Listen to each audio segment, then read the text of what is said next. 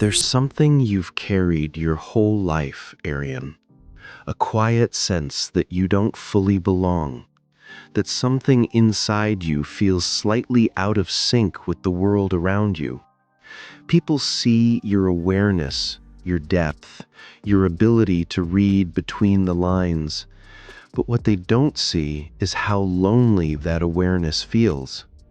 You notice things others miss. You feel the undercurrents in conversations, the tension in rooms, the emotions people try to hide. And while this sensitivity might seem like a gift, it often feels like a burden, because what once protected you is now what separates you. Your awareness saved you once, but now it quietly costs you connection. This didn't happen by accident. It happened because you had to grow up emotionally before it was safe to be a child. Somewhere early in life, your nervous system learned a rule: pay attention or get hurt. Not by choice, but by survival. You became hyper-aware because you had to be. You learned to scan for danger, to anticipate needs, to manage emotions that weren't even yours to manage. Psychology has names for this pattern. The first is emotional neglect. When your emotions weren't adequately seen or processed with support, you learned to do it alone. You became your own emotional caretaker, constantly reflecting, analyzing, overthinking. Because if you didn't understand what was happening inside you, who would? The second is hypervigilance. Your nervous system remains on high alert even when you're safe. Calm feels unfamiliar, almost dangerous. Crowds drain you because you're unconsciously monitoring everyone's emotional state.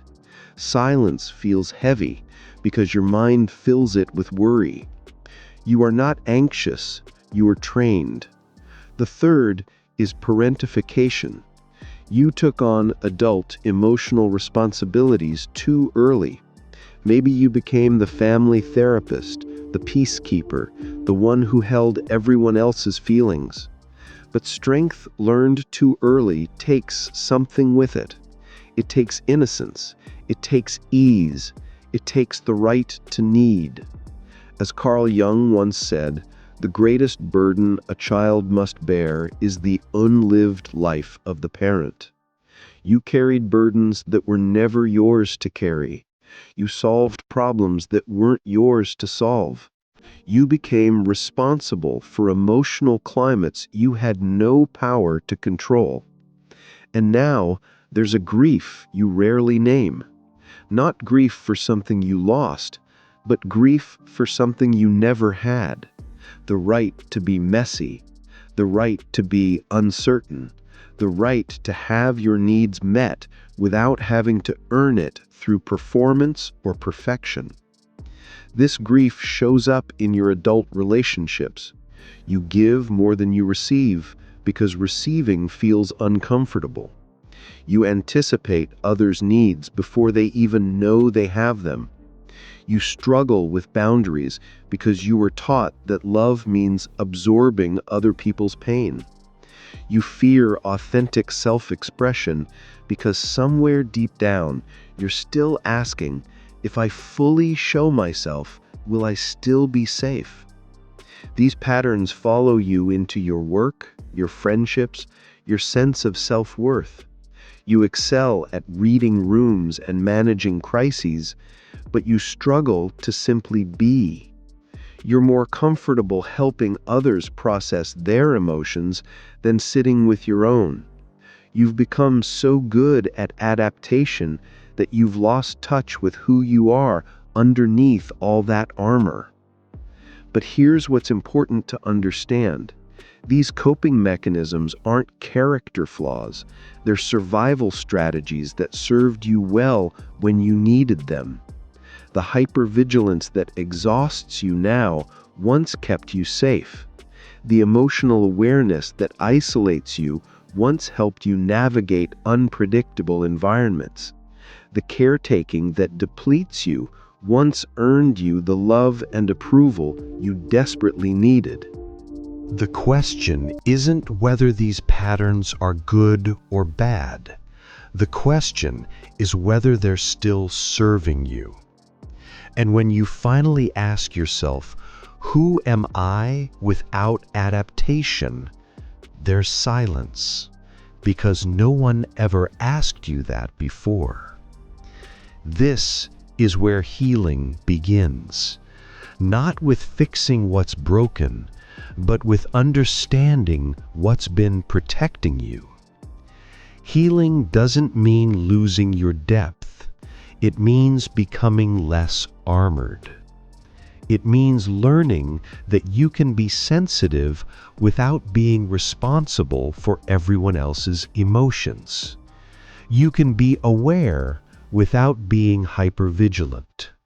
You can be caring without sacrificing yourself.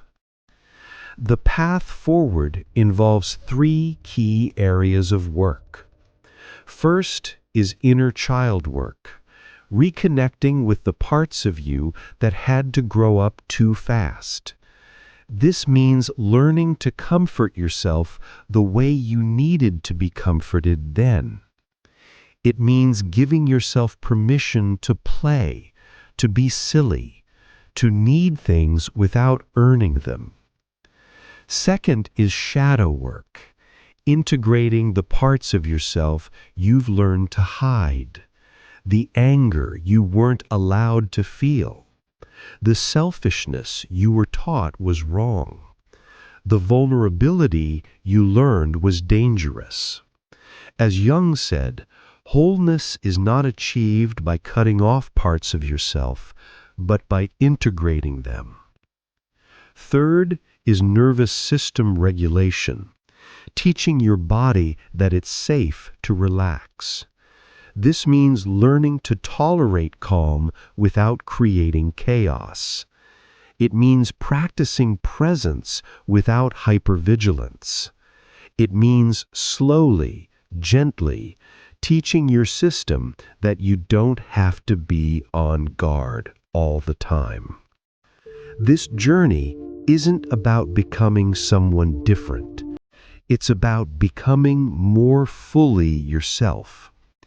It's about recognizing that your sensitivity isn't a flaw to be fixed, but a strength to be honored.